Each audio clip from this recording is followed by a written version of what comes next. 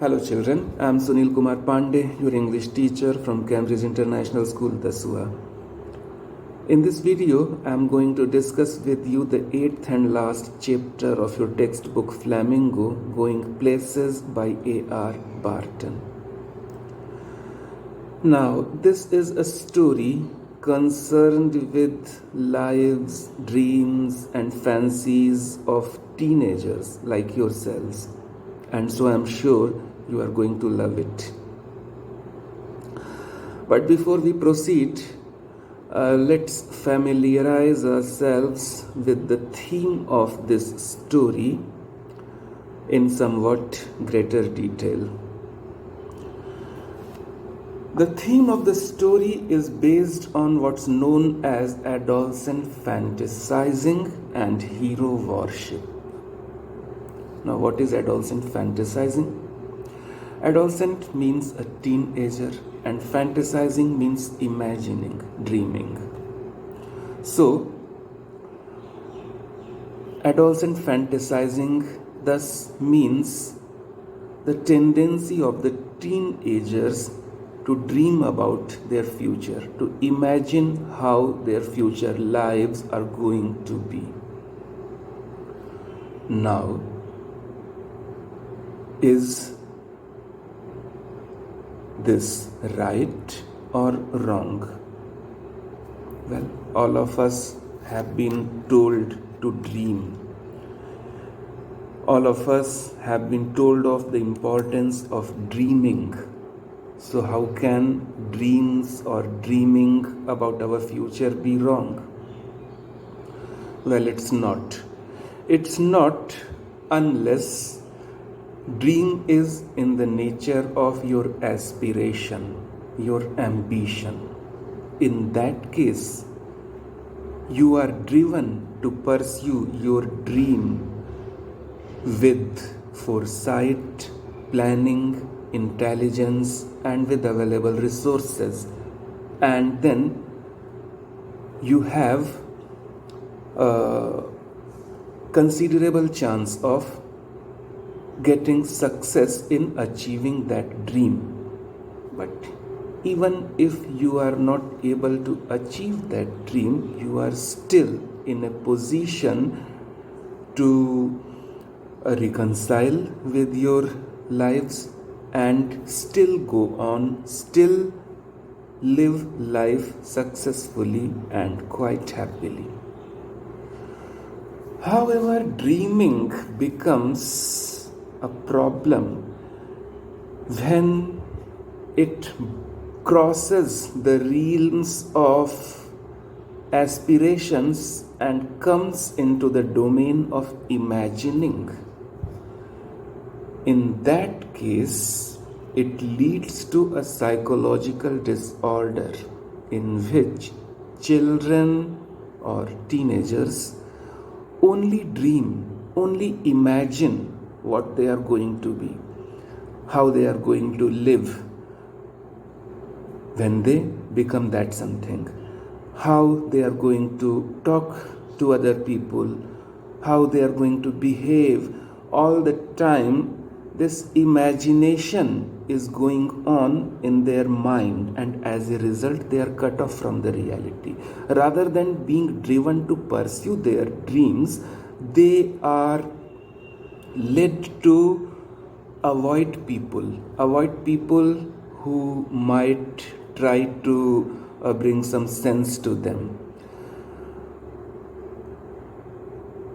In a way, they become a social recluse. They do not want to mingle with people, who do not want to talk with people, because then that process brings them into the hard reality which they do not like. So their dreaming becomes a psychological disorder in which they only dream and dream and dream. They have no assessment of their resources. They do not plan. They have no foresight, and they do not work hard to achieve those dreams. And in course of time, their lives end in disaster. In disaster if they are not able to correct themselves even in the future. This is the case with some teenagers, not all,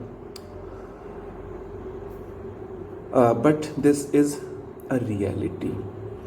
So there has to be a distinction between dream as aspiration and dream as imagination. It's good when it is an aspiration, that it will drive you to work hard in order to achieve it. But it is bad when it turns into imagination.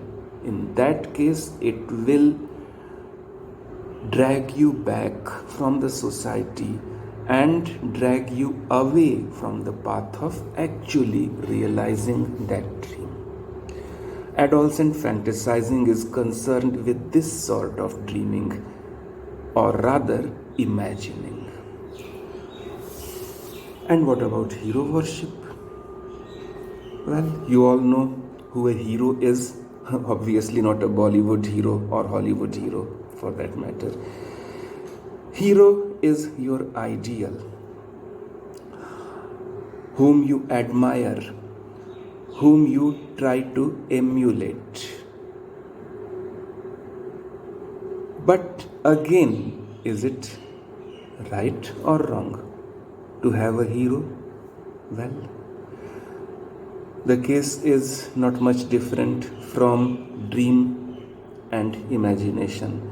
As long as you have a realistic assessment of your ideal and try to emulate their good qualities and work hard to become like them, to succeed like them, it's good. But as soon as you cross into the realm of worshipping, admiring them uncritically, whether no one is an unqualified genius, everyone has something good, something bad, but in that case you begin to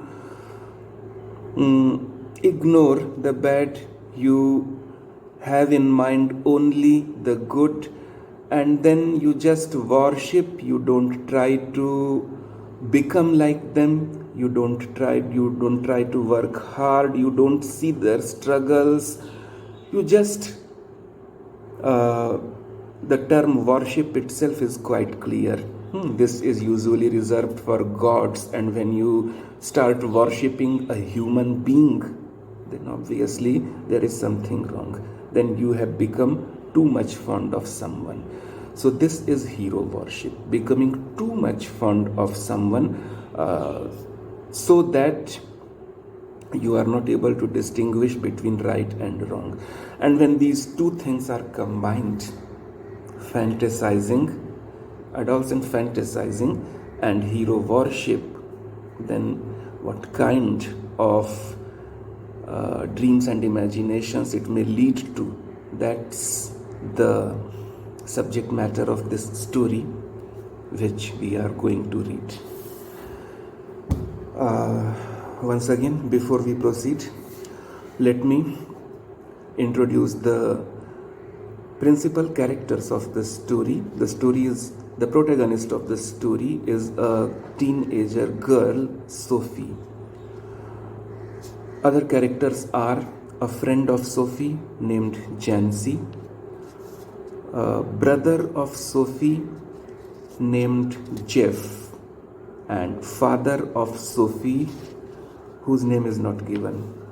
He has just been called her father.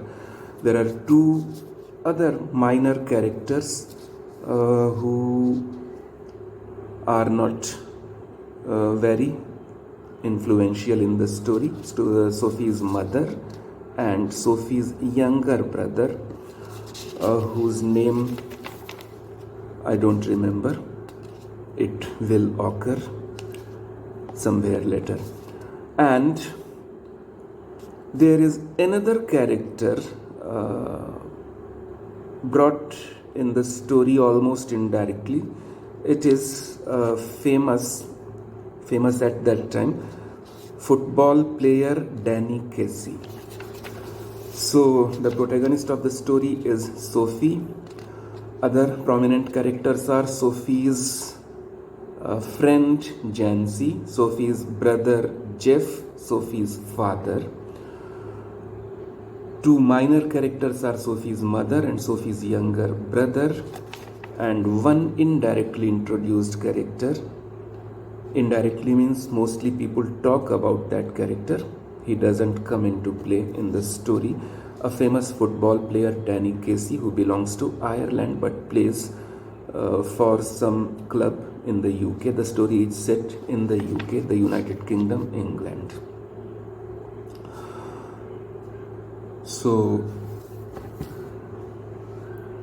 let's read the story and let the themes unfold themselves as the writer intends to do that. The writer sets the background to the story through the conversation between Sophie and her friend Jancy. Both are teenagers, both are at the school leaving stage. This is their final year in the school, grade 12th. One day, it's the story of one day when they both are coming back home from school and talking on the way. What they are talking about? When I leave, Sophie said, coming home from school, I'm going to have a boutique. The first sentence itself, the first dialogue itself, very prominently puts Sophie's dream or aspiration in the forefront. Her aspiration is to have a boutique. Boutique, a store selling designer clothes, but these designer clothes are not sourced from somewhere else. They are designed and tailored by the boutique owners themselves. So a boutique owner is supposed to be a designer as well. So the first dialogue itself brings us back to Sophie's dream or ambition of becoming a fashion designer and having her own boutique. Now, Jancy, linking arms with her along the street, looked doubtful. What does Jancy say? Takes money, Soph, something like that. And Jancy's first dialogue itself makes very clear her nature.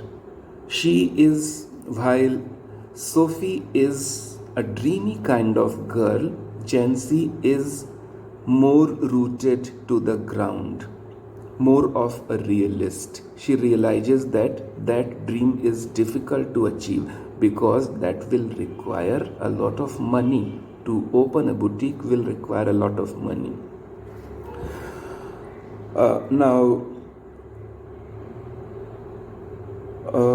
Why is Jancy talking about money at this stage? Later on we will find out. Sophie says, I'll find it. Staring far down the street, I'll find the money. This one sentence again makes it clear that Sophie is not a rich girl. Jancy is also not a rich girl. Obviously, they belong to a middle class or perhaps a lower middle class social and economic background. That's why it's not, of course, a dream of, there's nothing wrong in having a dream of owning a boutique. It becomes somewhat impractical only when we consider Sophie's and Jancy's background. They come from lower middle class. Let's proceed. Take you a long time to save that much. This is what Jancy says. in response to Sophie's assertion that she will find the money. It will take you a long time to save that much money. Now, what is Sophie's answer? What is Sophie's plan to save that money? Well, I'll be a manager then. Yes, of course, to begin with, till I have got enough. But anyway, I know just how it's all going to look. Now, very abruptly, we come to realize how unrealistic Sophie's plans are. She says that she will be a manager, as if someone has reserved a post of manager for her. A school-leaving girl coming from a lower middle class background, how can she be a manager straight away before going for further qualifications and experience? So this shows that adolescents who are into fantasizing, who are into imagining, they don't have realistic plans. Sophie does have a plan, but that is very unrealistic. Her plan is that she will straight away be manager after school. She will draw a very handsome salary, and she will be able to save money to open boutique in a few years, which obviously is not possible, and that Gen Z realizes. And Gen Z, in fact, says that quite straightforwardly. They wouldn't make you manager straight off, Soph. You see, Gen Z is a girl who again and again is trying to bring her to reality. And what is the attitude of such teenagers who are shown the reality? They try to avoid it. And Sophie also avoids this assertion. She simply says, she ignores it, and she says, I'll be like Mary Quant. Mary Quant was a famous fashion designer of that time. I'll be a natural. That means I have a natural talent for fashion designing. I don't need any courses in designing. I don't need any training and such things. I have a natural talent. I will be able to do it like Mary Quant. They'll see it from the start. People will realize my talent from the start. I'll have the most amazing shop this city has ever seen. So these few lines very clearly set the background. We are told about Sophie that she is a dreamy kind of girl coming from a lower middle class family, but having very high dream of becoming a fashion designer and owning her own boutique. Even this far, it's not wrong. It's not wrong for people coming from economically disadvantaged sections of society to dream high. But in that case, they must have some realistic plan and be able to work hard to implement that plan. But Sophie does not have that kind of plan. She has very unrealistic plans, that she has natural talent. People will recognize her talent from the start. They will make her manager. They will pay her high salary. She will be able to save sufficient amount of money to open her boutique in that way. So plans are unrealistic. This is adolescent fantasizing, having dreams but not pursuing the dreams with foresight and persistence, hard work. Just imagining. All right, we read one short paragraph more. Gen Z, knowing they were both earmarked for the biscuit factory, earmarked for something, having already decided something. Gen Z knew very well that their future had already been decided, that they were going to work in the nearby biscuit factory, as was the case with many of their society, their background. She became melancholy sad. Gen Z became sad seeing Sophie's attitude. She wished Sophie wouldn't say these things. However, Sophie continued. When they reached Sophie Street, Jancy said, "It's only a few months away now, Soph. You really should be sensible. They don't pay well for shop work. In biscuit factory where you are going to work, you won't get much payment. You know that. And your dad would never allow it. Your dad would never allow to try something else." But Sophie is in dreams. She acts as if she has not even heard what Jancy said. She goes on saying, "Or an actress. If not a fashion designer, I will be an actress. Now there's real money in that. Yes. And I could maybe have the boutique on the side." Having something on the side means doing something as a side business. So now she says, "Okay, if it's not possible to become a fashion designer straight away, I will become an actress. And then I will be paid handsomely. And then I will have